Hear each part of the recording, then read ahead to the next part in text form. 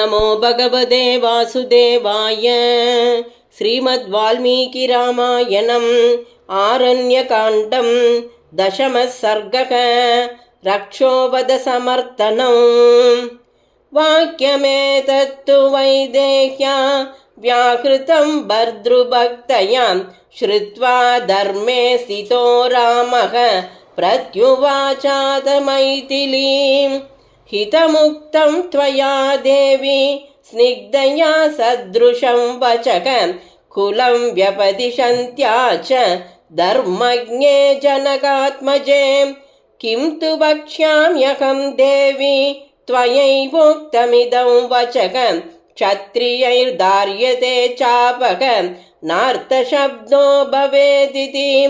ते चार्ता दण्डकारण्ये मुनयः संशितव्रताः मांसीते स्वयमागम्य शरण्या शरणं गताः। वसन्तो धर्मनिरताः वने मूलपलाशनाः न लभन्ते सुखं भीताः राक्षसैः क्रूरकर्मभिः। काले काले च निरताः नियमै विविधैर्वने भक्ष्यन्ते राक्षसैर्भीमैः नरमांसोपजीविभिः।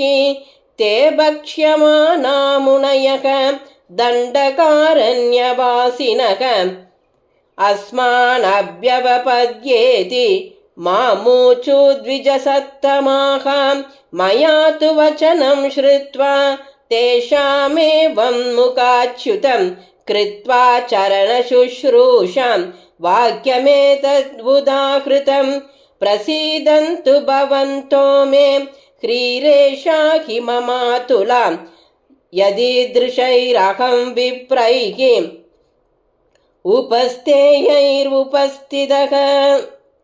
किं करोमीति च मया व्याहृतं द्विजसन्निधौ सर्वैरेतैः समागम्य वागियं समुदाहृतां।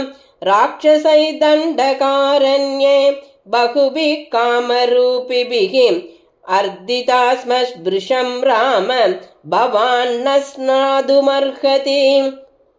होमकालेषु सम्प्राप्ताः पर्वकालेषु चानघ दर्शयन्ति सुदुर्दर्शाः राक्षसाभिषिताशनाः। राक्षसैः दर्शितानां च तापसानां तपस्विनां गतिं मृगयमानानां भवान् न परमागतिः। कामं तपप्रभावेन शक्ता हन्तुं निशाचरान् चिरार्जितं तु नेच्छामः तपः खण्डयितुं वयं।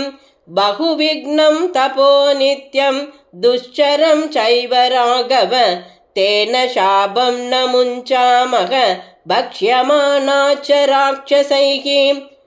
तदर्थ्यमानान् रक्षोभिः दण्डकारण्यवासिभिः रक्षणस्त्वं सह भ्रात्रा त्वन्नाथा हि वयं वने। मया चैदद्वच श्रुत्वा कास्न्येन परिपालनं ऋषीणां दण्डकारण्ये संश्रुतं जनकात्मजे। संश्रुत्य च न शक्ष्यामि जीवमानप्रतिश्रवं मुनीनामन्यथा कर्तुं सत्यमिष्टं हि मे सदा। अप्यहं जीवितं जह्यां त्वां वासीते स लक्ष्मणं न तु प्रतिज्ञां संश्रुत्य ब्राह्मणेभ्यो विशेषतः।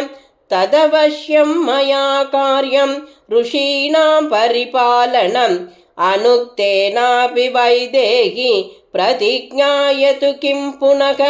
मम स्नेहाच्च सौहार्दाद् इदमुक्तं त्वया नगे परितुष्टोऽस्म्यहं सीते न ह्यनिष्टोऽनुशिष्यते। सदृशं चानुरूपं च कुलस्य तव चात्मनः सधर्मचारिणी मे त्वं प्राणेभ्योऽपि गरीयसि। इत्येवमुक्त्वा वचनं महात्मा सीतां प्रिया मैथिलराजपुत्रीं रामो धनुष्मान् सह लक्ष्मणेन जगामरम्यानि तपोवनानि। इत्यार्षे श्रीमद् रामायणे वाल्मीकिये आदिकाव्ये चतुर्विंशतिसहस्रिकायां संहितायाम् आरण्यकाण्डे रक्षोवधसमन्तनं नाम दशमः सर्गः। श्रीदाशरथाय विद्महे सीतावल्लभाय धीमहि तन्नो राम प्रचोदयात्। जानकीकान्तस्मरणं जय जय राम राम।